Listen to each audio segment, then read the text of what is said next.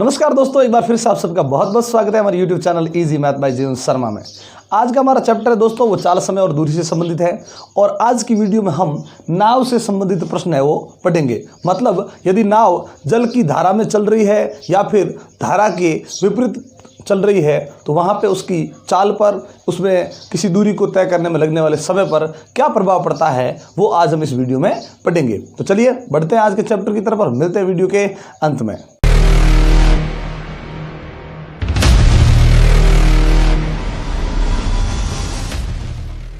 तो दोस्तों आज हम जो पढ़ेंगे उसमें देखिए कि जब नाव धारा के अनुकूल यानी धारा की दिशा में चले तब, मान लीजिए कोई नाव है किसी नदी में चल रही है और जो नाव जिस दिशा में चल रही है वो जो जल की जो धारा है, नदी की जो धारा है वो भी उसी दिशा में चल रही है, तो हम खुद ये देख सकते हैं कि नाव और धारा दोनों एक ही दिशा में है। तो ऐसी कंडीशन में ये नाव की चाल और धारा की चाल दोनों ही काम करेगी। तो नाव को हम जितनी चाल से चला रहे हैं वो चाल इस धारा की वजह से और भी ज़्यादा है वो तेज हो जाएगी। मतलब ये हुआ कि जब इन दोनों में एक ही दिशा में चलने वाला कार्य होता है तो ऐसी कंडीशन में ध्यान रखें कि जो नाव की चाल बनेगी वो बन जाएगी कितनी, देखिए नाव की जो चाल हम बढ़ाएंगे वो बन जाएगी, नाव की जो खुद की जो चाल है वो और धारा की जो चाल है वो दोनों ही आपस में जुड़ जाएगी। ध्यान रखें नाव की अब जो चाल बनेगी ना, अब नाव की चाल तो क्या करेंगे, तो नाव की जो वास्तविक चाल है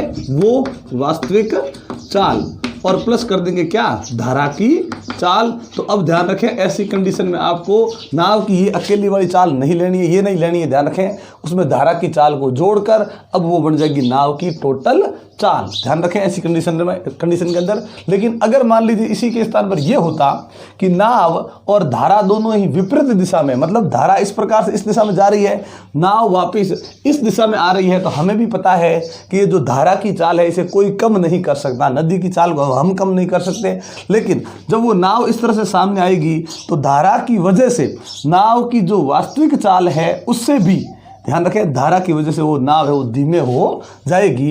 यानी जब दोनों विपरीत दिशा में हो उस कंडीशन में हमें ये ध्यान रखना है कि जो नाव की चाल बनेगी उसमें हम क्या करेंगे, नाव की चाल में से धारा की चाल है वो माइनस कर देंगे। ध्यान रखें ऐसी कंडीशन में आप क्या करना है, नाव की जो चाल है उसमें से धारा की चाल है वो माइनस कर देनी है। ध्यान रखें जब वो विपरीत दिशा में आ रहे हो। तो चलिए बढ़ते हैं कि आज के इसमें कौन से या किस प्रकार के प्रश्न है वो आते हैं। तो दोस्तों आज का अपना पहला प्रश्न है कि यदि शांत जल में, यानी जहाँ पे जल है वो रुका हुआ है, वो गति नहीं कर रहा है, तो वहाँ पे नाव की जो चाल है वो 8 किलोमीटर प्रति घंटे है। मतलब वहाँ पे जब नाव चलती है तो उसे कोई रोकने वाला नहीं, ना ही उसे कोई सहारा देने वाला है, उसकी चाल है वो 8 किलोमीटर प्रति घंटे है। यदि जल धारा की चाल 2 किलोमीटर प्रति घंटे जल धारा की चाल दी गई है, फिर नाव चालक को जल धारा की दिशा में, ध्यान रखें वो क्या करता है, नाव चालक उस नाव को ले जाता है और इस जल धारा की जो चाल है उसी में वापस वो भी चलने लगता है और ए से बी तक जाता है और उसे 5 घंटे का समय लग जाता है। तो ए से बी की दूरी ज्ञात कीजिए। हमें दूरी ज्ञात करनी है तो पहले यही सोचना है कि नाव की चाल कितनी है 8 और जल धारा की कितनी 2। तो सोचिए जोड़ करें या घटाएं, तो हमें पता है कि दोनों की एक ही दिशा है तो ये नाव अपने आप तेज हो जाएगी, यानी चाल बढ़ जाएगी। तो क्या कर देंगे, जोड़ देंगे, ये हो जाएगी 10 किलोमीटर प्रति घंटे, ये इसकी हो गई टोटल चाल। अब देखिए उसको जो समय लगा वो समय लगा कितना, 5 घंटे का समय लगा।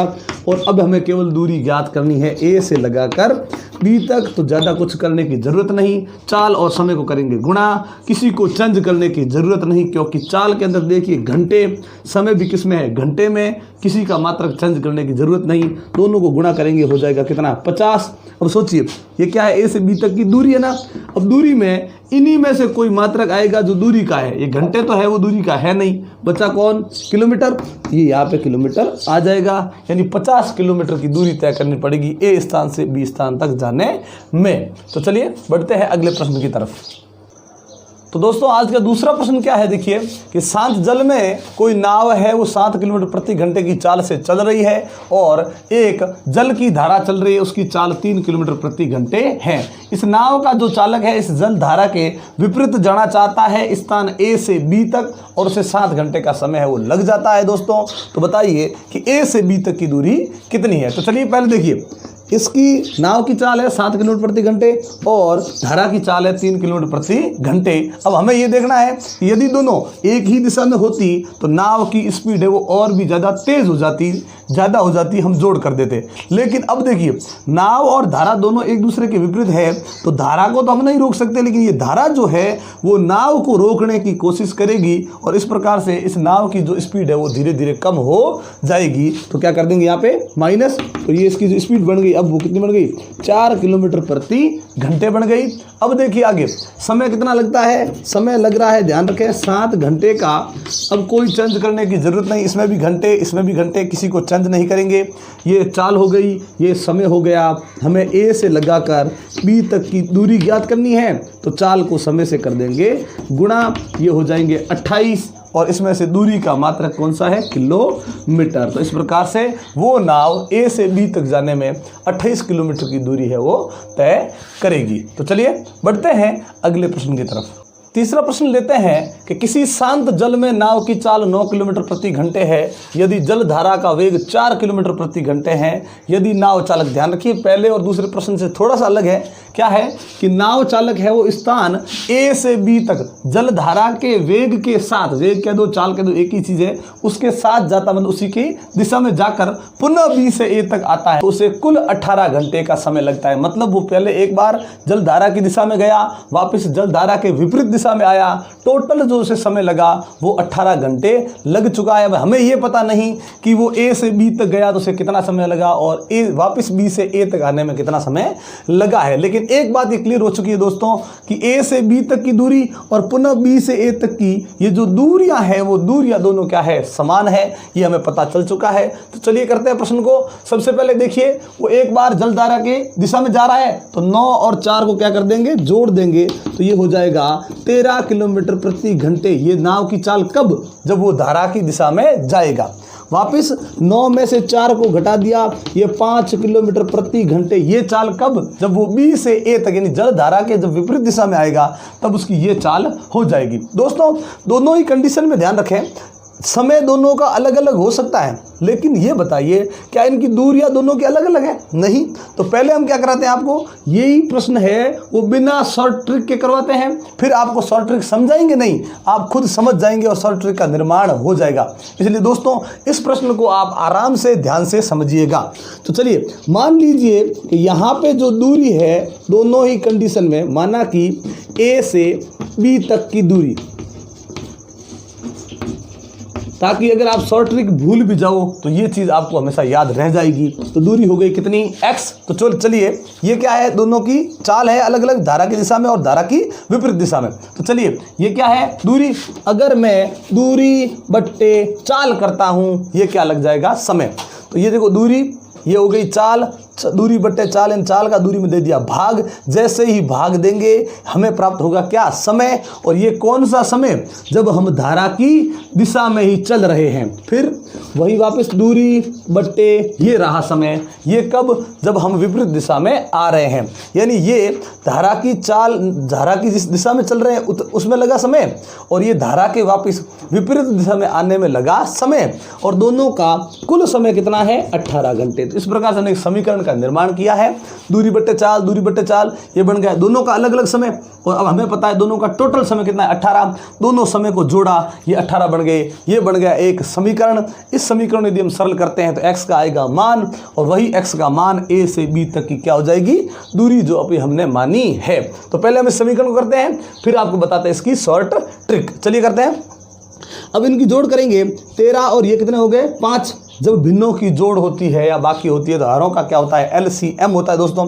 13 और 5 इनका जो एलसीएम होगा वो इन दोनों का गुणा ही होगा, क्योंकि मैंने डायरेक्ट आपको एक ट्रिक बताई थी कि दोनों का पहाड़ा बोलना है, दोनों के पहाड़े में जो सबसे पहले संख्या आई वही इनका एलसीएम है।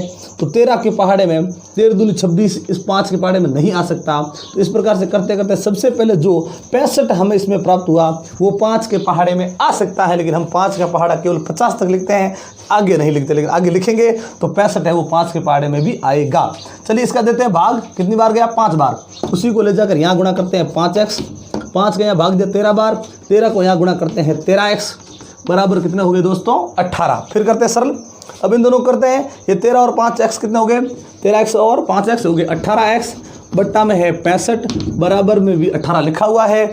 x के साथ में ये जो नंबर है इनका कर देंगे पक्षांतरण, जो गुणा में लिखी हुई है वो भाग में चली जाएगी दोस्तों, और जो भाग में है वो गुणा में आ जाएगी। 18 से 18 को काट दिया, x बराबर हो गई 65 किलोमीटर। किलोमीटर क्यों आएगा, क्योंकि चाल के अंदर देखिए किलोमीटर ही लिखा है, समय 18 घंटे था तो समय इसके अंदर भी घंटे ही लिखा हुआ था। तो इस प्रकार से x का मान हमें 65 किलोमीटर आया, मतलब स्थान A से B तक की जो दूरी है वो 65 किलोमीटर है, ध्यान रखें दोस्तों। अब इसके लिए शॉर्ट ट्रिक करवाते हैं। अगर यही प्रश्न वापस शॉर्ट ट्रिक में करना होता तो कैसे करते हैं, तो देखिए ये जो हमने अंत में जो काम किया वही अपनी शॉर्ट ट्रिक है दोस्तों।